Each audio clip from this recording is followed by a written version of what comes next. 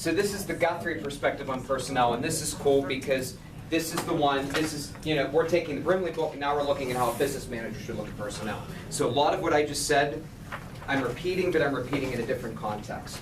So, I'm going to only go over cost and how they impact schools. This is different in this textbook, and it's from a central administrative perspective.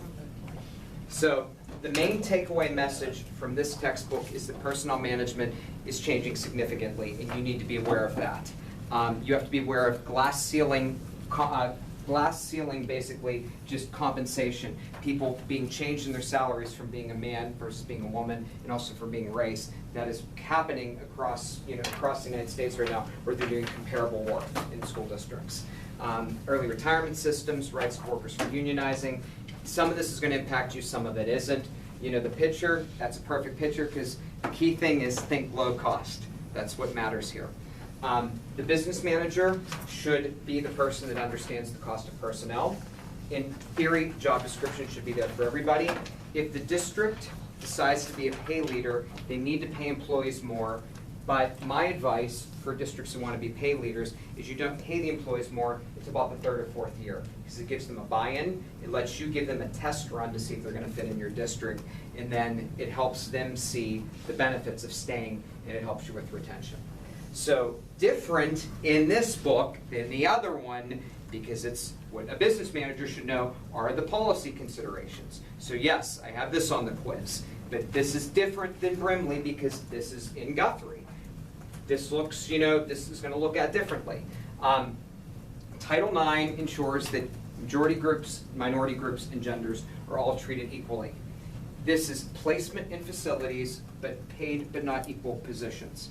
Here is the best life advice I can give you as a future superintendent. Make sure that there's a salary range for everybody. And you guys heard me say that in org theory. Salary ranges are so much better. Don't tell somebody their salary is $70,000. Tell them our range is 65 to 75. Then there isn't gender discrimination or minority discrimination if somebody's making within the range, because everybody's within the range. That's important. School business managers use pay grades, which I think you have to have pay grades in education. In my dream world, call me Republican, whatever, I would have pay grades for teaching positions. Different teaching positions would be paid more in my dream world. I know that's not going to happen, but it's all in the subject area you value and what population it serves. The math teachers that want to leave to be building principals that aren't getting encouraged to leave to be building principals. Do you think they'd want to leave to be building principals if they got paid more? In a lot of ways, they're doing the job. They're doing similar jobs to the principals and they have the pressures, so that's one of the reasons why they leave. They're better prepared for it. The reading specialist is going to want to leave to be a building principal because they're doing that job, and it's something to consider. So Age Discrimination Act. In districts that are, in states that are unionized, a teacher is permitted to teach for 99 years after getting tenure. Wow. They cannot be terminated without fear of ever losing their job. They are entitled to guaranteed raises on the job as well. Unionized states, permanent tenure is 99 years without replacement. That is a rule if the district is unionized. However, unions look differently. Even though I am somebody that is not necessarily pro-union, I will tell you the system that I like that is actually very pro-union. I love Ohio. I think Ohio has the best teaching system in the world for teachers. 3 years you get a contract. After that, you get another 3-year contract. Then you get a 6-year contract. If you've proven in 12 years that you have done everything, you get tenure. And then you're permitted to stay until you reach a certain age or you have 35 years in. And I love that system. In Pennsylvania, it's 3 years, then you're tenured, and you can never lose your job. I can come back to Pennsylvania and I can actually say, I'm on step 10 now, you have to give me step 10. They hire me as a teacher. Plus they have to give me, in most districts, 6,000 more because I have a doctorate. But I could do that in Pennsylvania. I like Ohio's because I'm kind of in the middle. I think Pennsylvania's is crazy, but I think having somebody do it for 12 years to prove himself is a great way to unionize. But that's up to you. And the Age Discrimination Act is really done to protect against that. But it also is, age discrimination is for anybody who's 40 years of age or older. And notice that age that I put, 40 years. This has actually changed and gone down. It used to be 45. so 40 years or older. You have 6 weeks minimum for child rearing. That's given to you, but most districts will give you 12. Most districts give you 12. And most of it is at the expense of the district and part of the district benefits. It costs the districts at the elementary school level when permanent subs come in to replace a contracted teacher, and the district must pay the teacher and the permanent substitute. I'm going to give you the solution for this. How many of you in your elementary schools have 2 people that you have an agreement with them that they are day-to-day building subs, that they come in every single day? Has anybody done that in their elementary buildings yet? Have you guys done that? Start it. It is a great move. If you can do that, especially, because we have women who take maternity leaves, in its life, it happens. If you can somehow hire 2 people to be floating permanent subs and you pay them less than what you're paying the contracted teacher, a little bit less, kind of as a paraprofessional, they can come in and they can do the maternity leaves and they gain experience, they gain training, and if they do a good job, you have them succession plan to come in and become a teacher. So make sure you give everybody the necessary leave. That's important as well. For early childhood, they have to be early childhood. I was going to say, they have to certified be. Yes. to be permanent sub. Yes. But I guess in this state, most people are can find jobs if they want them. But if you're in a state where you can't find a job, it's difficult. I don't know. I was told that it's difficult to find early childhood jobs and elementary jobs in Oklahoma compared to like high school. I was told high school it's pretty easy. But I was told early childhood elementary it's kind of difficult. It's Opinions? hard to find an early childhood sub. Okay. Yeah. Like when someone goes out on maternity leave for more than 20 days, we have to have someone, a sub In the that is certified. Yeah. Huh. Okay. We got to do something. I got to do something at the state level. If I'm going to be here, I got to find a way at the state level to change this. I think this might be one of my missions in my service thing. ADA Act came in 1990. This is the cost of fixing buildings to be accommodating. Sean Kinder is going to be looking at this as part of his research, so I love Sean. I think you should talk to Sean about stuff like this.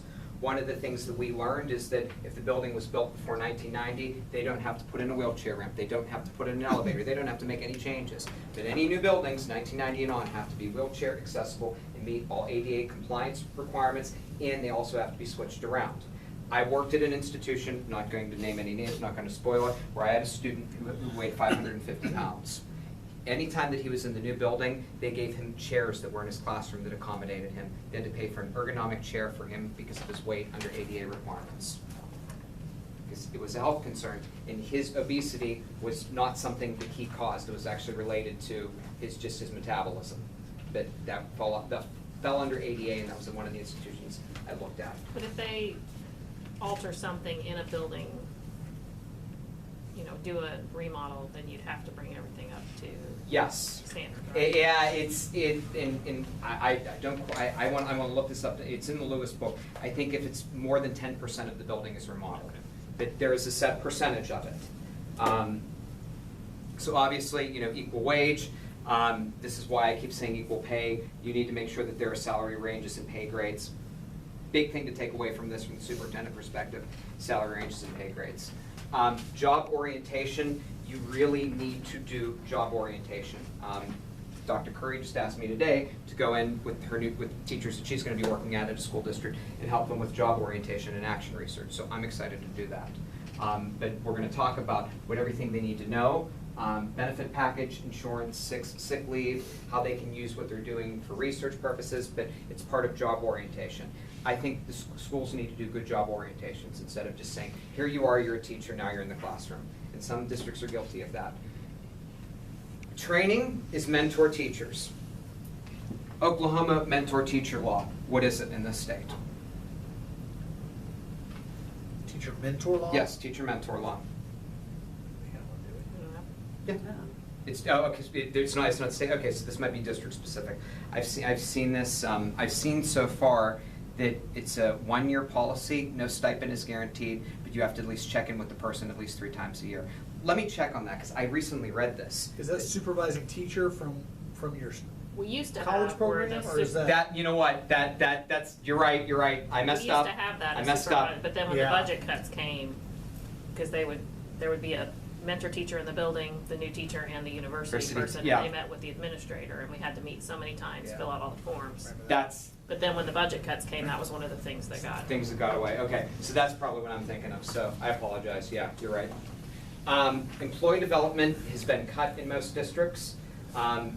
Most districts used to pay for advanced education. Most do not anymore. Most do not offer tuition remission. If you're at a school district that offers tuition remission, take them for everything that they have. And I mean that. You should. We're trying. We're trying. You need to. You need to. It's not much, but we're doing it. But you know what? The end result is what is your education that comes from it. You need to maximize it as much as possible. Anybody that comes after us is like, dang it. Yeah. The challenge at the district that I went to, I took a combination of my first master's degree. I did a combo program in instructional leadership and instructional technology. The district would not pay for any classes that had an IT prefix, but they would only pay for IL prefixes. And we had to go through a school board hearing to determine this, but they said IT wasn't directly related to the mission of the school, but instructional leadership was. So that was crazy. So I had to pay for the IT one out of pocket, and the instructional leadership one I didn't. Employee motivation, the biggest thing that's motivating is a raise.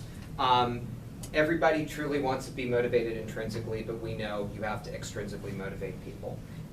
I mean, the feel-good, happy person would stand up here, which I'm not, and say, you're in the most wonderful profession in the world. You need to come in every single day and smile and just be happy you're alive. But people want extrinsic benefits. You want the rights to do things. You want benefits. For me, something as simple as knowing that I get to teach a class back-to-back one night a week, that I get to come and I don't have to drive to Tulsa 3 times versus 2. That's a great feeling, that's a good benefit. Personnel supervision and staff evaluation. This is really where the district, staff evaluation is tied to pay in business, but not in education unless you're using site-based management. Site-based management would tell you that staff evaluation should be tied to pay. But site-based management is really part of the charter school movement. And that's why we're talking about SBM. Only state that's really doing SBM is Kentucky. If you want to look for an example of what it looks like, that's Kentucky. And Poston really goes over site-based management. But if you're thinking, policy studies, get a chance to look at Kentucky. Jefferson County Public Schools is doing a lot with that. Personnel termination, you always pay the fee if it's going to improve an organization. If you know that you have to terminate somebody and you just want to get rid of them, you're better buying them out. If they're not affecting the district, the better sense is to pay them to leave, honestly. We have a superintendent in Pennsylvania who just got an amazing buyout. He's going to be paid $150,000 for 9 years to do nothing. To do nothing, you got a buyout. Don't look, he has an option. He can forego it and go back to work and get another job. Jeez. Do you think he's going to? No. No. But they didn't want him to stay. They offered him a buyout. He took it. Yeah. Yeah. Wouldn't you? That's cool. Severance pay, the law on severance pay for school superintendents or college presidents, normally the average law is what? 1 week of severance pay per year of service, if you're doing severance pay in most places. So that's common.